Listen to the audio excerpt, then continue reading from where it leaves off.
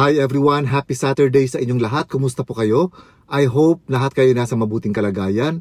Magandang umaga, magandang tanghali, magandang gabi sa inyong lahat. Saan mang parte kayo ng mundo ngayon.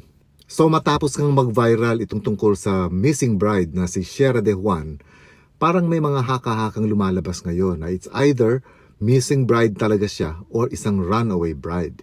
Well anyway, sa pinaka-latest na balita, ayon kay QCPD Acting Director Randy Glenn Silvio, sinasabi niya na hawak na nila yung cellphone na naiwan di umano nitong ni Shera bago siya nawala.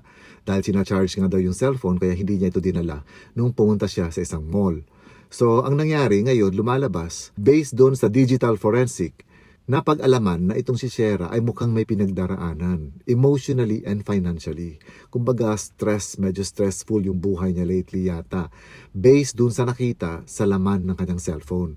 Ayon sa pulis, baka dahil daw sa gastos or gagastusin nila sa darating nilang wedding. It was during that time, dapat December 14 sana yung wedding nila na hindi natuloy dahil nga nawala na itong si Shera. So sinasabing pwedeng ito yung emotional baggage na meron siya na parang hindi siya gaanong handa para magpakasal. Yun ang sinasabi ng pulis. And at the same time, financial stress daw dahil sa may sakit nga yung father niya. At syempre, natural, bilang isang anak, hindi mo matitiis na hindi mo tutulungan yung tatay mong may sakit. But all of this naman, kinontradict or hindi sinang-ayunan ni Mark R.J. Reyes, yung supposedly na magiging asawa niya. Dahil sabi nga ni Mark R.J. Reyes, sagot naman daw ng insurance yung pagpapagamot sa tatay ni Shera. In fact, wala daw sila ginagasto dito ni Singkong Duling. Kumbaga, covered daw ito ng HMO na sinasabi niya. And at the same time, yun naman daw tungkol sa stress na tungkol sa kanilang nalalapit na kasal nga noong December 14 dapat, na medyo na siyempre hindi maiiwasan, talagang gagasto sila dito. Ayun naman kay Mark, imposible daw na magiging stressful pa ito para kay Shera dahil matagal na nilang pinlano ito, 2023 pa yata. So napag-ipunan na nila ito at handa na sila sa anumang gastos na mangyayari pagsapit ng kasal nila. So ito yun ayon kay Mark naman. So parang sinasabi niya na imposible na may emotional and financial baggage or stress itong si Shera. Lumalabas din sa digital forensic, ayon sa QCPD, meron daw silang nakita na kung saan siguro mga websites or sa Google yata, na kung saan ang sinesearch dito ni Shera ay tungkol sa mga medications na maaaring gamitin para wakasan ng buhay, para wakasan ng isang buhay, katulad halimbawa ng pag-overdose or di kaya ay paggamit ng mga gamot na talagang pag ininom mo ng sobra ay maaaring ikamamatay mo. So parang ito yung isa sa mga tinitingnan din nilang anggulo na baka nga merong mental health issue or nagka-mental health issue itong si Shera dahil sa sobrang pag-iisip financially and emotionally. On the digital forensic examination, it appears that Miss Shera has been experiencing emotional distress and financial problems due to her father's medical condition and financial problems for her forthcoming wedding. Further, it revealed that prior to her disappearance, Shera conducted online searches on medication that could cause death, the effects of overdosing on certain drugs and similar content. The QCPD treats this case with utmost seriousness and sensitivity. All possible efforts are being made to locate Ms. Shera, and coordination with family members, concerned units, and relevant agencies is ongoing. Umaapila po ang QCPD sa publiko na kung sino man ang nakakita kay Ms. Shera or sa kasalukuyang kasama niya ay agad makipag-ugnayan sa pinakamalapit na police station upang matiyak ang kanyang kaligtasan at mabawasan ang pangamba ng kanyang pamilya. Yung sa father niya po, ma'am, lahat po yun covered po ng HMO niya. So wala kaming ginastos dyan ni piso. Yun sa kasal naman po namin, kaya nga po plinano po namin yan, ma'am. Sobra-sobra po kami ng budget sa kasal. So sir, para lang malinaw tayo, ma'am is okay. She's mentally okay. Okay po siya, ma'am. Sobrang okay siya. So dahil nga dito sa inilabas ng QCPD, sari-sari na namang mga komento ang lumalabas. May mga nagsasabi na talagang runaway bride ito si Shera, siguro dahil sa pressure hindi niya kinaya so tumakas na lang siya para takasan yung mga problema niya.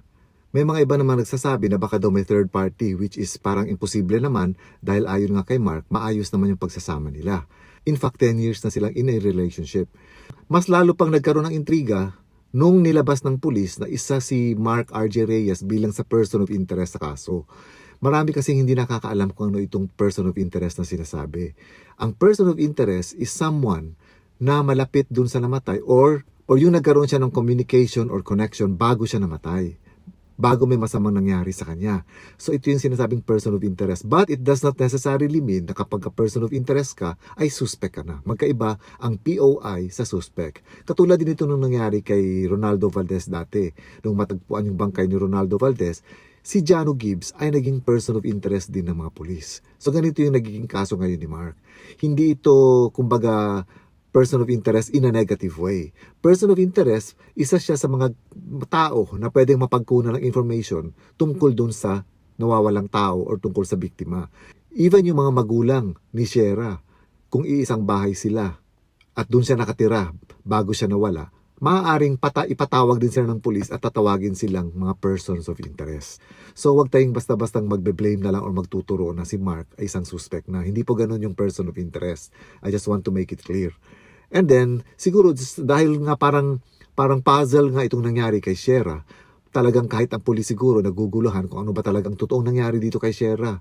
Ang pamilya kasama na si Mark R.J. Reyes ay nakipagtulungan din kay Jay Costura. So kung kilala nyo si Jay Costura, isa siyang sinasabing ang psychic. Sikat na psychic dahil may mga ilang kumbaga hula siya na nagkatotoo. So ayon nga dito kay Jay Costura, base sa barahan niya na sinasabi niya na kung saan binabasa nga niya yung mga pangyayari, sabi niya, buhay itong si Shera. At kasalukuyan daw nasa malayong lugar, bandang Baguio daw or Pangasinan. Doon daw may nag-aalaga sa kanya or may kumukup-kup sa kanya na isang babae. So kumbaga parang tumakas itong si Shera talaga sa problema niya. Ang nangyari daw, sabi rin ni Jay, ay kahit man gusto daw niya sanang bumalik ulit or umuwi ulit, parang nagkaroon siya ng alanganin na dahil nga nag-trending na siya. So kumbaga siguro kahihiyan na rin dahil sa nangyari, dahil sino ba naman mag-aakala na magte-trending, which is not impossible dahil nga meron tayong social media, and at the same time, inilapit ni Mark R.J. Reyes sa kapulisan after 24 hours bilang missing person itong si Shera de Juan.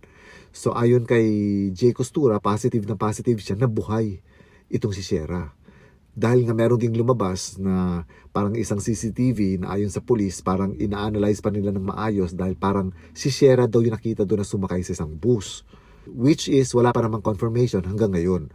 So talagang medyo may mystery itong nangyari kay Shera. Walang nakakaalam kung ano ba talagang dahilan at bigla itong nawala. Kung buhay pa ba siya or hindi na, or kung talagang sinadya niyang lumayo, magpakalayo para takasan yung mga stressful situations na meron siya. Walang nakakaalam kung hindi siya lamang. Pero tayo bilang mga taga-subaybay lang at nagbe-base lang naman tayo ng mga analysis natin at nagbe-base na din tayo ng mga facts natin sa mga nababasa at napapanood natin, huwag naman sana tayong gumawa ng mga sarili nating konklusyon. Huwag naman sana tayong basta-basta na lang na gumawa ng kwento ayon sa paniniwala natin.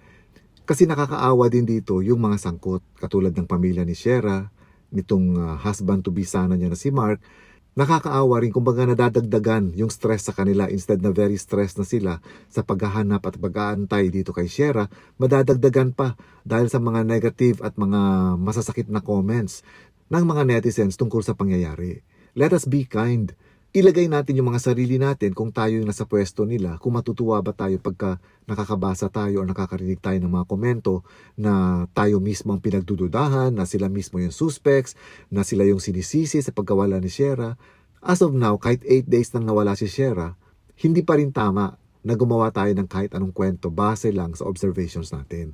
Mas maganda magantay tayo sa talagang magiging resulta ng investigation ng QCPD. Or maybe one of these days, biglang lilitaw itong si Shera. We will never know. Pero sa ngayon, isa pa ring missing bride si Shera. It's either missing bride nga siya or isang runaway bride. And this is all for now mga kaibigan. I hope you're enjoying your weekends. Mag-ingat po kayo lagi. Bukas ay linggo. Para sa mga katulad kong Katoliko, bukas po ay araw ng pagsimba. And at the same time, meron din tayong simbang gabi. Lagi po sana tayong mag-iingat, lalong-lalo na sa mga binibitawan nating mga salita. And again, let us spread kindness, lalong-lalo na sa panahon ngayon ng Kapaskuhan. Ingat po kayo lagi and God bless.